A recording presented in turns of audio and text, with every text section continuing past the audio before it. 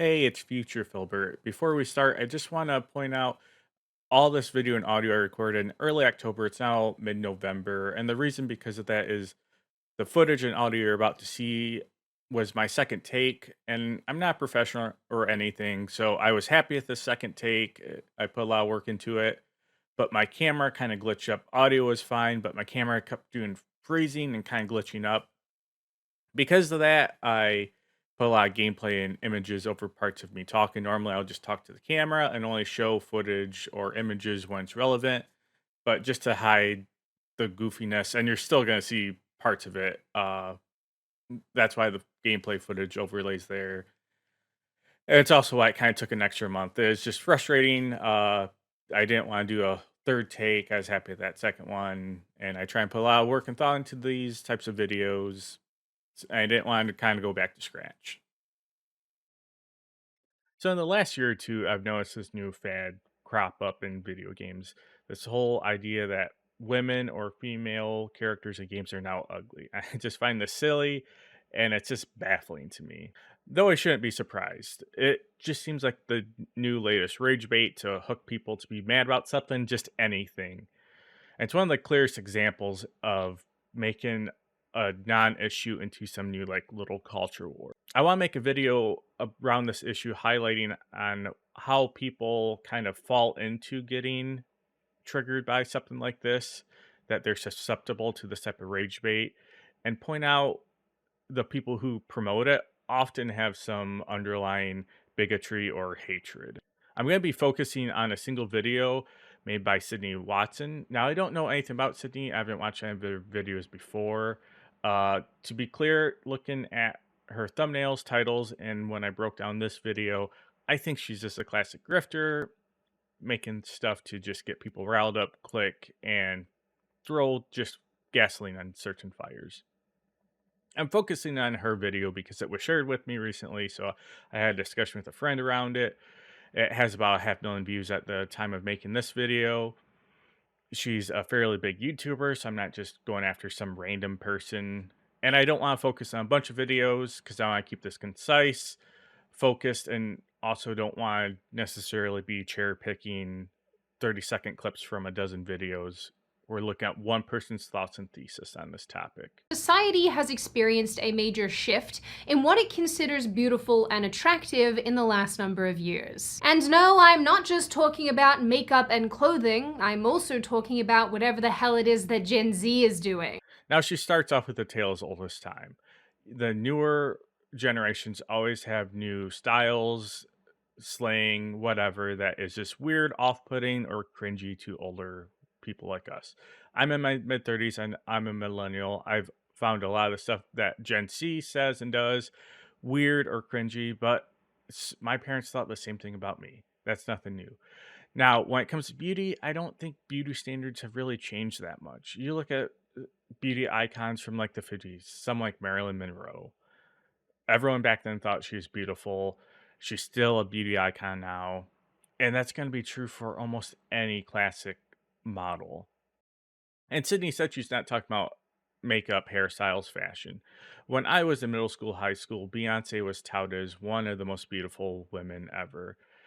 And I think even at 42, Gen Z is gonna find Beyonce super beautiful and attractive. This whole idea that beauty has fundamentally changed is just silly to me. Now, about a month ago, The Gamer published an article titled "Stop Using Mods to Make Female Characters Prettier."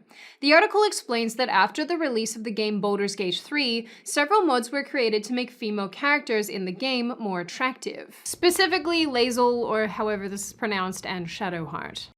She brings up an article from The Gamer. I'm going to go into this later, but I quickly want to point out she does not cite, source, or link this article at all. I had to go find it on my own. I just think that's silly and lazy. We'll get into that more later. Now, I want to state generally, I am all for mod and enhance the game experience how you want to. It is your experience. You're playing the game. You should do what makes the experience best for you. I do want to point out a quote this author has that Sydney did not bring up in her video. Ultimately, it's a matter of context. If a mod is to celebrate a character, I consider it fair game. There are plenty of mods that dress a character up in outfits they only wear in particular scenes, for example. Both Aloy and Laura Croft have mods that put them in more stylist outfits and makeup, but I feel like these support the character rather than objectify them. End quote. I think that's a fair point. I do think this opinion inherently comes off as kind of abrasive. I do think there would be a better way to word it, or such as consider this before modding female characters. Uh, that said, I'm all for installing mods and making games the type of experience you want to have. I think this author has valid points, many of which I never considered that are useful to me. But stuff it doesn't have to be binary, and that's a big thing that Sydney and a lot of people in her kind of circles always try to make things as yes or no, good or bad, good or evil, whatever. And I can read an article like this, disagree with a lot of aspects of it, but understand the reasoning that the author has and understand their points are still valid, even if I'm not going to necessarily apply them all. And it's just good to hear other people's opinions, especially who disagree with you. That's not a bad thing. Funnily enough, we've actually seen a ton of criticism around the appearances of several female protagonists not only in the last number of years, but also in the last several months. Some notable examples are Aloy from Horizon Forbidden West, Mortal Kombat's Tanya, and Fable's new lead heroine, whose name I don't know. So she's already went to those same faces and screenshots. When this topic has kind of popped up in the last 6 months, a year, it's always the same, like 4 or 5 characters brought up, and almost always the same literal stills or little cutscenes. If you pause a video on someone making a goofy face, does that mean they're ugly? Like, of course not. I think there's that classic picture of Beyonce making that derp face. Does that negate her beauty the rest of the time when it's not a single pause frame of a video? And these faces that she continues to use throughout this video and that you always see people put in the thumbnails are the same exact ones. It's just lazy. And yeah, when someone has their mouth open in a state of confusion, like they literally all do in these examples she uses, you're gonna look goofy. You're not gonna look flattering. What I think is interesting is that the deliberate desexualization of female characters in video games has been happening already for some time. Over the years, more and more criticism has been thrown at video game creators, with particular groups demanding women be treated less like fun dolls and more like actual people. This is a good thing, right? There's been some success with that, to be completely honest, but it seems like in this quest to undo the hypersexualization in video games, devs have taken things way too far in the opposite direction. To the point where people are beginning to think that female characters are being made deliberately uglier to not only appeal to a wider audience, but also just generally appear more realistic. Taken too far. Like, are we serious? The first time I watched this video, I was truly wondering what examples and evidence he was going to show to see that desexualization in video games has been taken too far. It's just silly. This will be covering a series of my personal opinions and theories about the topic, but if you want more information, there is a plethora of YouTube videos and articles and commentary and all sorts of things about this very topic that you can go and look at whenever you want. Again, why not link a couple sources? This is a tangent, but if you're going to have an opinion, even if it's on something subjective, you should have some reasoning for that opinion. There's, of course, things that you don't. If I ask you your favorite color and you tell me blue, that's the type of thing that, yeah, you just feel that way.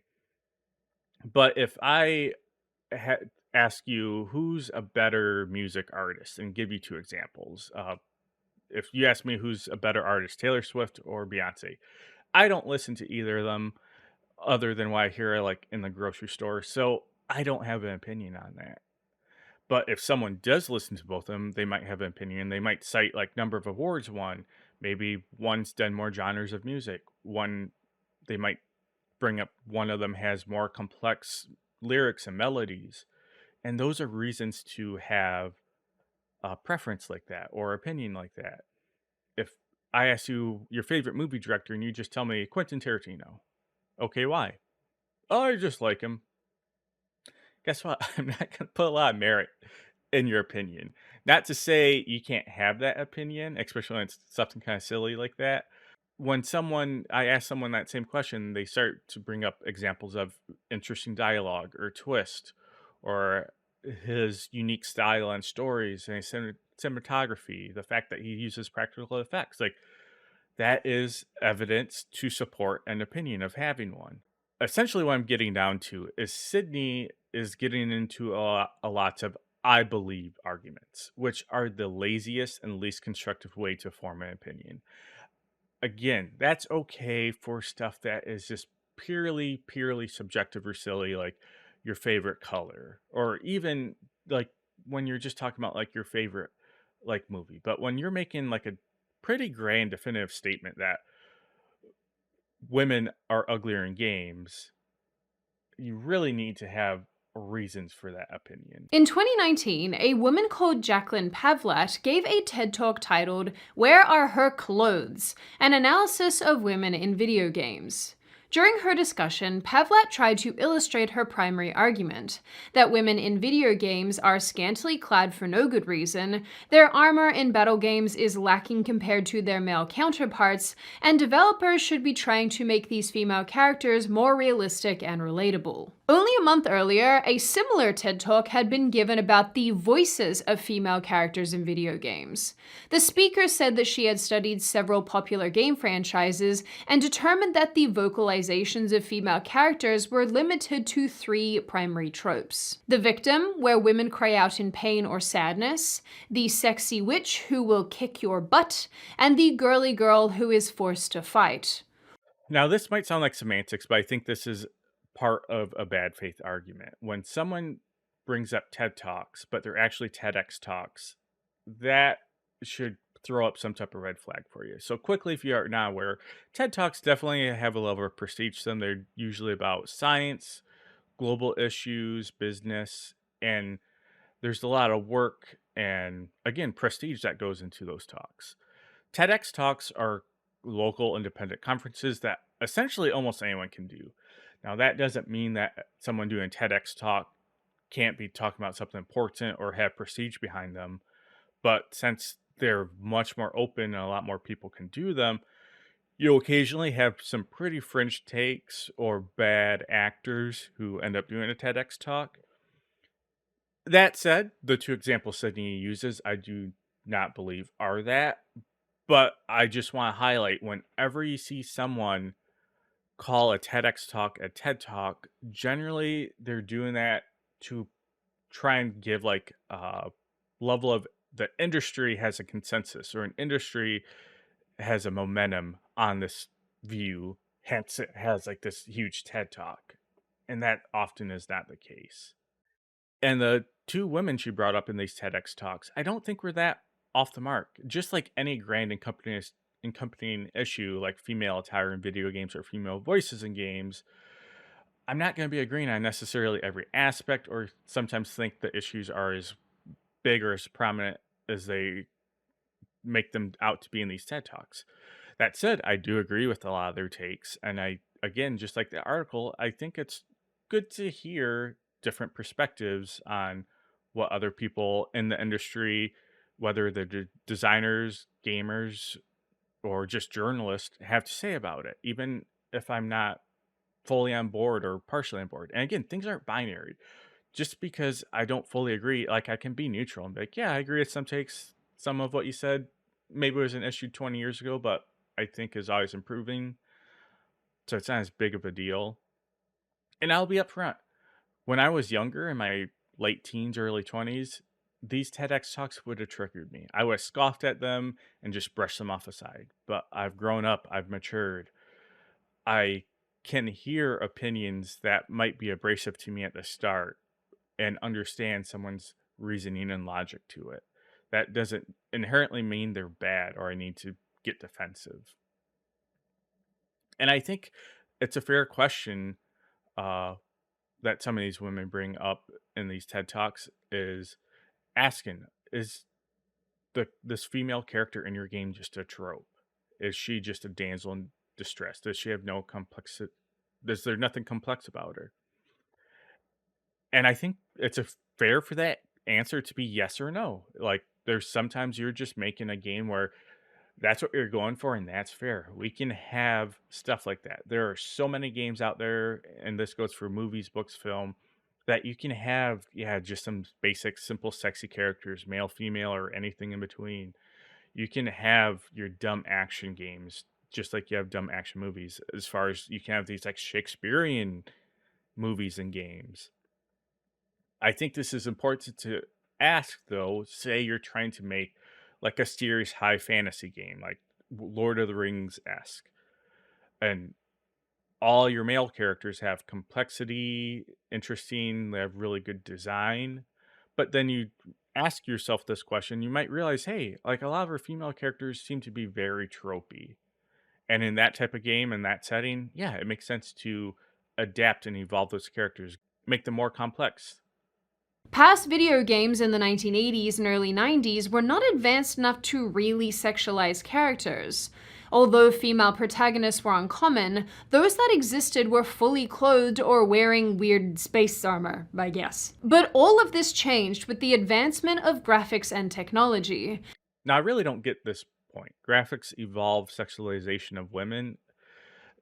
Sexualization in games has always been around, whether it's been old school box art or like Atari porn games. Even there used to be like risque ASCII art back before there's GUI interfaces. It's nothing new. And it seems that, in an effort to correct the perceived objectification of female characters, the pendulum has swung too far in the opposite direction.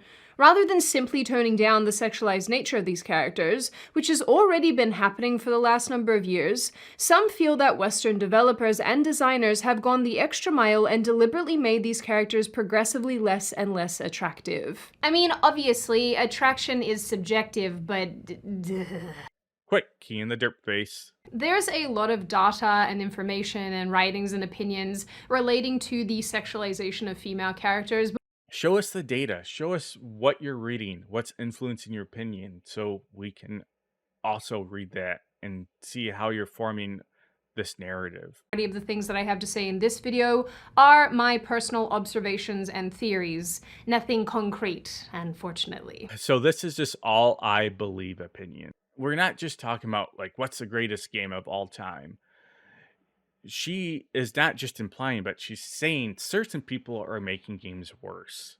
And I do think this can be a serious issue and how it can affect people, both developers and people playing the games. What she's putting forward, I think, can be very negative towards certain groups of people. I want to go back to sources too, because she's sticking with I believe. And generally, someone is not going to give you sources for one of three reasons. The first being they have no sources. It's like what she's kind of doing here. It's just I believe or repeating what she's heard other talking heads say. The second is they don't want to cite their sources because of where they come from. They are controversial, knowingly biased, or just consider a bad study because of like a very small sample size. Or third, the source is simply wrong. It has since been debunked, or when it came out, it just never had any serious like merit to it. And it's not like every video essay needs a works cited page, but when you have a definitive statement and thesis that women are now uglier in games, you need more links than just your social medias and your advertisement to your vape product. Today, this number has jumped to about 30% worldwide, with a further 8% saying they're non-binary or two-spirit or trans, which is honestly just like, case closed. This answers everything. Oh, look, a graph with zero citation.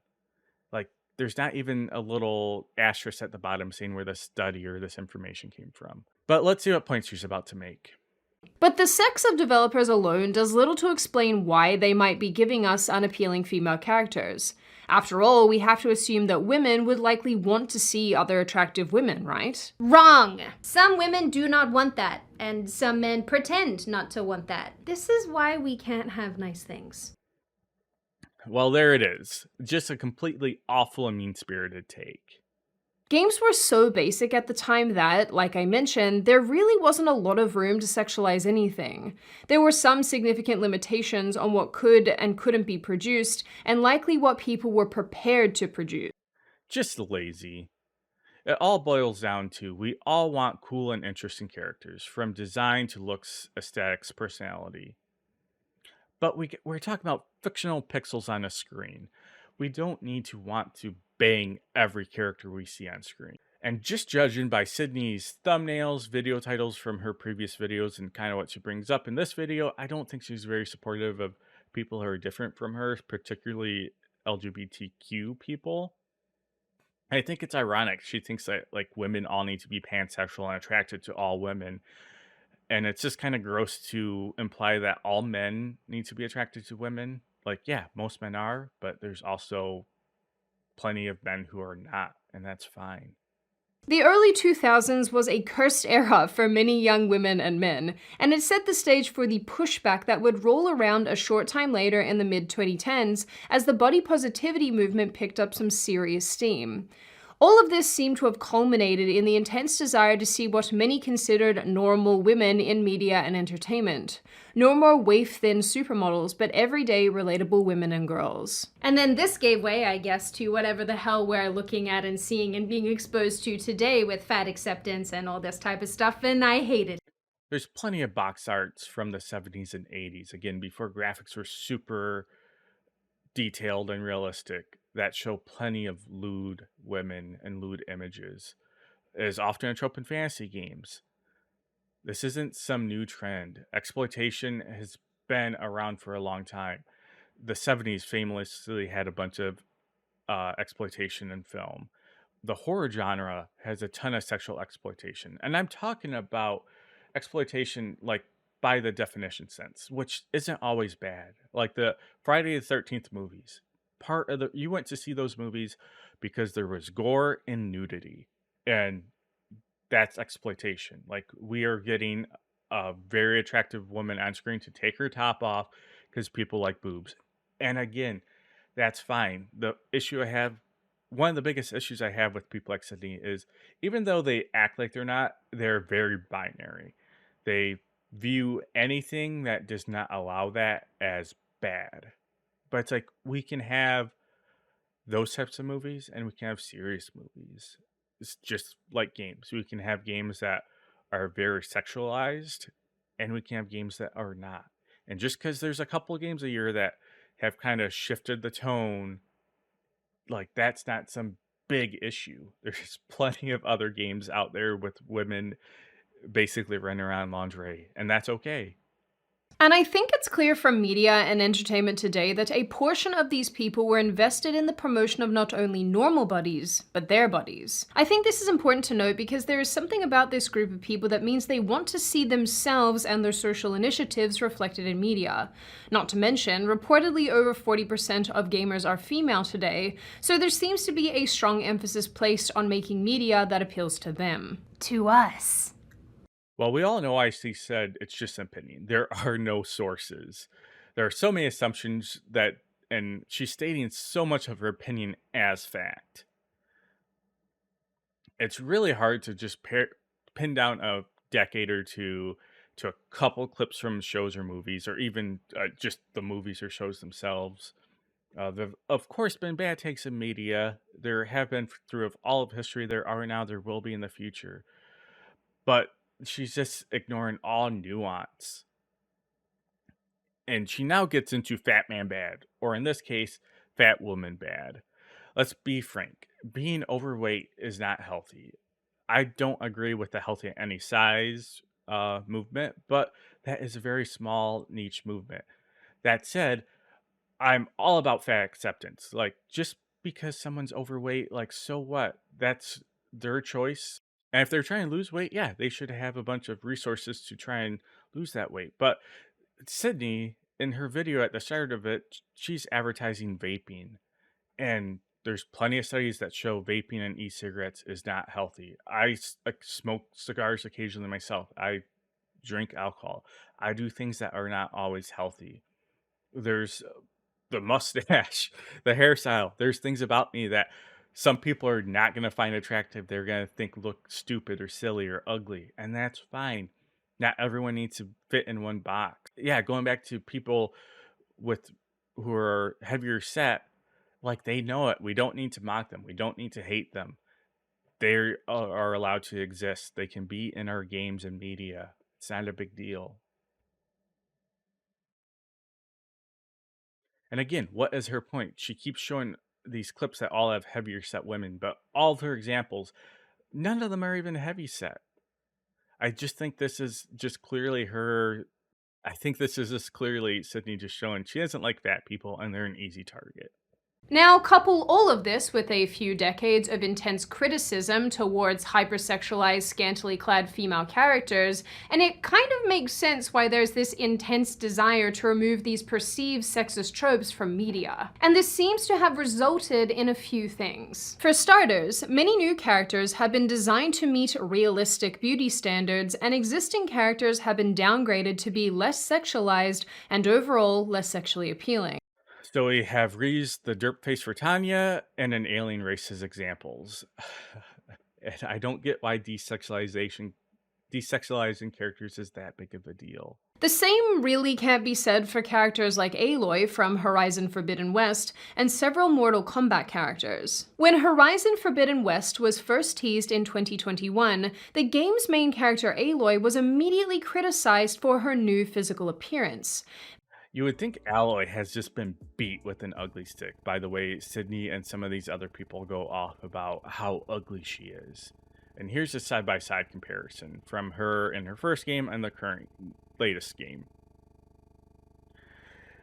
And remember Sydney's whole rant about women being unfairly criticized in the 2000s? Well, look at the difference here. All they've added is more detail to the character, which inherently adds more realism. But I don't even think like the realism is what you're directly going for. It's like God of War. It's a game that isn't realistic. You're playing a pure fantasy superhero-esque game with like gods and everything in it. But because they put more detail into the characters, more detail into environments, it inherently makes it look more realistic. But realistic is not the approach. There is a big difference between being authentic and realistic. I don't know why she looks so different. They also gave her a single same-sex love interest in the game's DLC, and that makes me think that maybe they made her ugly on purpose so that she could be a lesbian.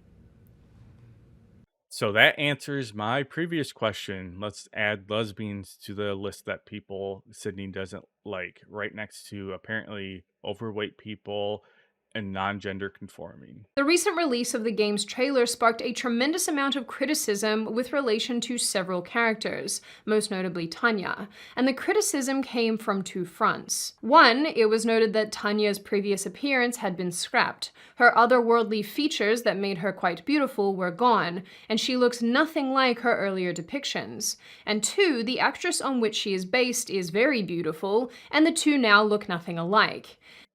All right, so if you're a voice actor, now you have to apparently be good looking in real life too. Just such a stupid opinion and take. If they want to model the character in game after the voice actor, awesome. If they don't, awesome. It's their choice. And we're talking about Mortal Kombat. This is a game, if you have any knowledge about the history of this game, they constantly are changing characters. Some of my favorite characters for a couple games, they turned into like undead zombies. And I didn't like that aesthetic. And I'm not saying the new Tanya you have to like more. I think the old version looked cooler too. The otherworldly traits I think are more appealing to someone like me. I think it's more interesting. But it's silly to act like every mark needs to be hit. This is a game with like 22 characters and one character in your opinion is ugly. So like this is a huge issue when the game has plenty of other characters that you're not bringing up. So I'm assuming you don't have an issue with. So I just think this is silly. And even more when you consider Mortal Kombat 1, the newest one, like it's taken so many liberties with the lore, the characters, everything. It makes sense why she doesn't look the way she does. It's just a silly, silly opinion. Prevailing attitude in some radical feminist communities that basically says that in order to defy beauty expectations and standards, you have to actively abandon them. Now, obviously, I don't know how many people who work in the gaming industry consider themselves radical feminists, but I think it's plausible that at least a portion of them do. All right, what is a radical feminist? Like, how many people ever identify as being radical? I know a few do, but something tells me Sydney does not understand ideologies much, and she definitely comes off as someone who any ideology she disagrees with, she views that as radical. And by her own admission, the amount of radical feminists in the industry is essentially negligible. She basically implies there's probably a couple, and guess what? That's not gonna be enough to have these grand sweeping influences that she's implying. So, like, why bring it up? Yeah, there's crazy people all over. There's almost 8 billion people on the planet. I can find people with off the wall takes, and those people are gonna work in industries. That doesn't mean they govern them. Alongside this is the idea that a woman can't simultaneously be beautiful and strong or feminine and independent, and that underscores the subtext that surrounds this debate. A female character, a woman, can't be strong and powerful while also subscribing to standards that are viewed as oppressive. You guys might think that I am lying about this as an ideology, but a radical feminist once told me to my face that wearing high heels is a tool of the patriarchy. And even if someone told you that, Sydney, like, have you not interacted with people? Have you not read YouTube comments? A lot of people have kind of crazy takes, kind of like yourself. Uh, and yeah, there have been plenty of women who are powerful, feminine, and beautiful. There's clearly examples of going back to earlier people, women, particularly in games, kind of fitting into a single trope, but that's not so much the norm anymore. And there's clearly examples of characters that 100% break that mold and can do multiple things at once. So getting like so focused on one person's bad take and acting like that is now starting to influence the entire industry is I don't get it. Other than you just want to rile people up. While I was researching for this video, I listened to several female speakers and read countless articles and studies that mention the same thing over and over again. Then cite them, link them, source them, Sydney. All I feel like is you read a single opinion piece and listened to two TEDx talks. Where's your data? Women want to see realistic depictions of female characters. One 2021 article stated, female players are constantly fed unrealistic body proportions, outfits, and armor. It can be difficult to become truly immersed in a video game world where you don't feel respected or welcome. One 2021 study. Like, how did you make it through like a high school writing class? Most of these articles focus specifically on female characters, and there isn't much mention when it comes to men, despite the fact that male characters are still subject to the same standards when it comes to unrealistic body proportions and outfits. Sydney, you're starting to piece it together. Now, again, ask yourself, where are all the people complaining about these male characters being ugly? And it's not a big deal for a lot of male characters because not every iteration of a male character needs to be hitting this like sexualization goal. And the people like yourself getting upset about ugly women in games are citing the same like four or five girls over the past couple years. And I keep repeating it. Both can exist. You can have characters, men, women, or whatever, that are sexualized, that are not, that are in the middle. There's plenty of games out there. Another writer, again in 2021, also expressed sadness. Another writer from 2021. Like, seriously, was Sydney just like homeschooled and her parents just gave her straight A's because they felt bad for her? Like, have you not learned how to do research and citation, Sydney? And as far as real representations go, I think it's fair to say here that your average woman absolutely doesn't look like this. It's not to say that a designer can't create an Abby-like character because so few women like this exist out in the world, but if the point is to represent normal body types, even this isn't normal. And points like this are why I don't put any merit in Sydney's opinion and why I honestly think she just is a grifter. She's arguing about this issue being so binary and saying pretty silly statements like it has gone too far in the other direction. Like, you'd think the women in these games are fully clothed, not showing their wrist and their ankles and they can't swear and they don't wear any makeup. They have to look hideous with messed up teeth and like no evidence of that happening. Like the only evidence that she's linking is like mostly fighting games from like the early mid 2000s of women often fighting in basically like lingerie and bikinis, which yeah, like that's okay, but a lot of us kind of like having a more toned down, sensible style and design for some of these. We're still not being given normal women. And to be fair, how could we possibly? Nothing about gaming is realistic or normal. There's a lot of games around simulation. I play plenty of them, Sydney. And don't get me wrong, this isn't a bad thing. The ability to play as a highly skilled, extremely attractive person is part of the enjoyment of these games. For some, it offers a level of escapism. Things don't always have to be realistic or make sense.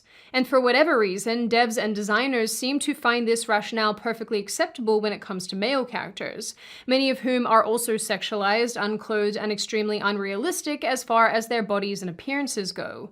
Even male players themselves are fine with this, given that these characters are potentially a fantasy of what men want to be: strong, often handsome, armed to the teeth, and skilled in all sorts of combat situations. They are something to aspire to, and therefore, the user experience is more enjoyable because these are characters that men can actually emulate. There's so much to unpack here. So if you can't tell, there are games for everyone. Not every game needs to be designed for you, me, or Sydney. There's tons of games coming out that can appeal to a bunch of people, and not every game that even appeals to me needs to be like 100% checking like every box I have in a preference. And there's nothing wrong with a game as silly as Resident Evil 5, which is a kind of one of the black sheeps in the franchise, where you're punching rocks and stopping undead plagues. But yeah, the one of the silliest things in that game is there's like a 50-ton boulder that you punch and move out of the way. That said, it's such a weird thing to say we need to aspire and emulate that. Like, uh, I'm not going around playing Resident Evil 5 and punching boulders or stopping undead plagues.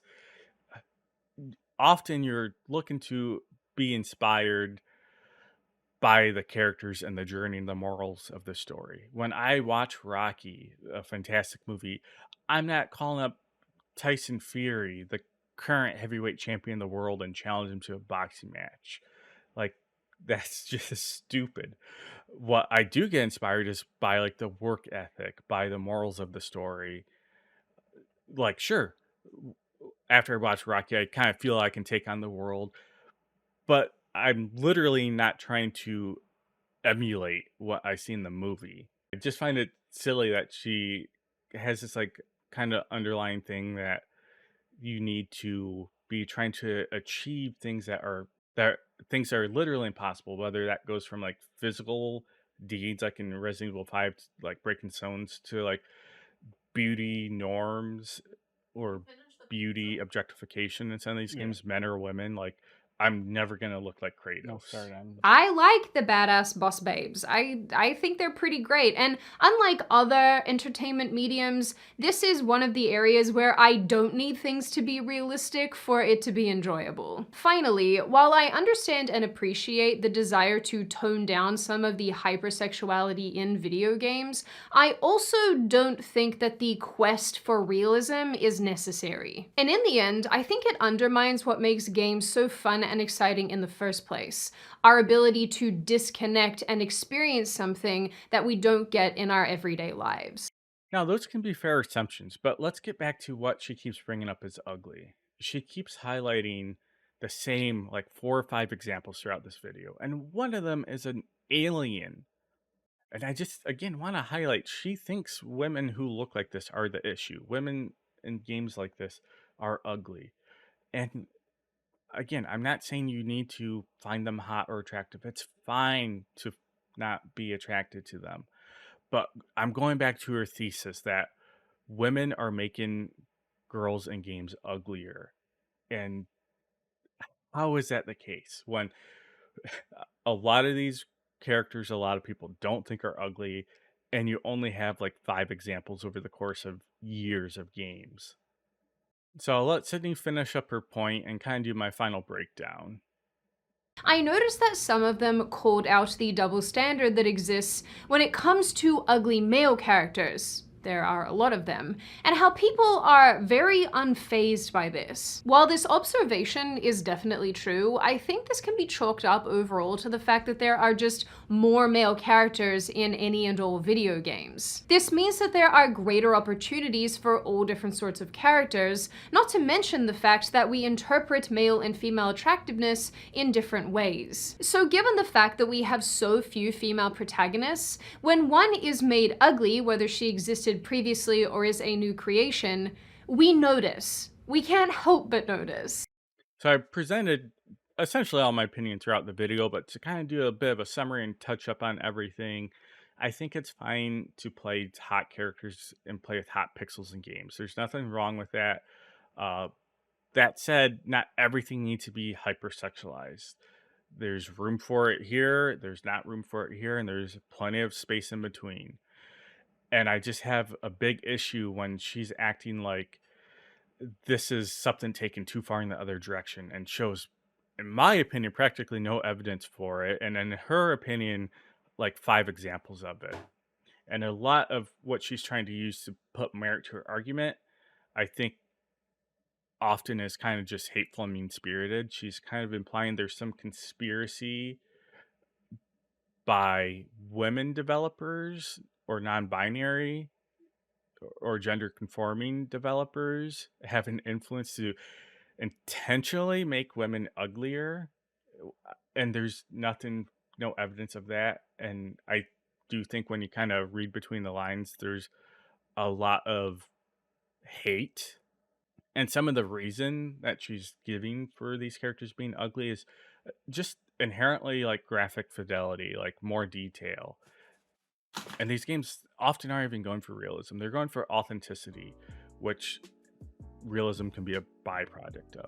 I feel like it's important to speak about this because I do believe this can be very disheartening to many people, particularly women or with around Sydney, people who don't conform to a gender. To just like hear someone spout stuff like this, if you look like any of these women in these games in real life, being told that you're ugly, like it's just shitty and it's just mean. And I do think it's fair to talk about female design and how it's changed in games, and I think that's a healthy discussion to have, but that was not the point of Sydney's video or the point of my video, breaking hers down. Again, her title is Female Game Developers Make Everything Ugly. That is very definitive and very mean-spirited, and I think brings a lot of hateful baggage with it. One of the things about gaming as a hobby, video games, board games, everything in between, that I always appreciated growing up was how, as a kid, especially back in middle school, high school, the hobby embraced outsiders. We invited outcasts in.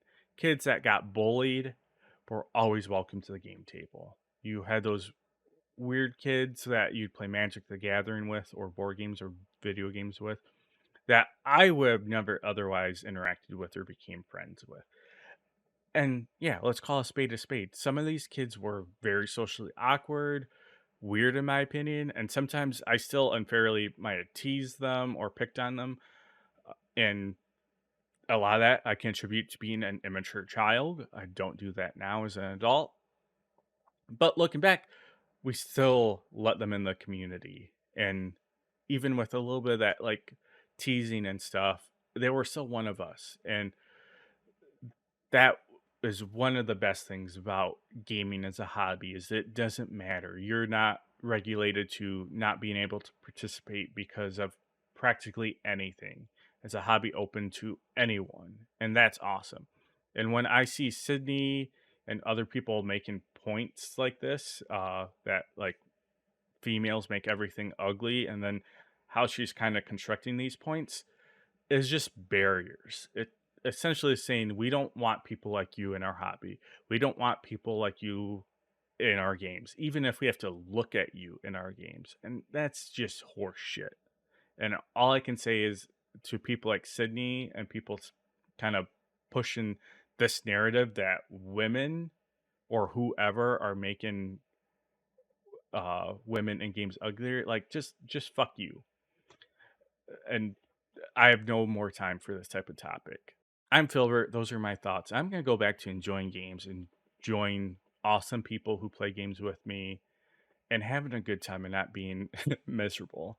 So, catch you later. Thanks for watching.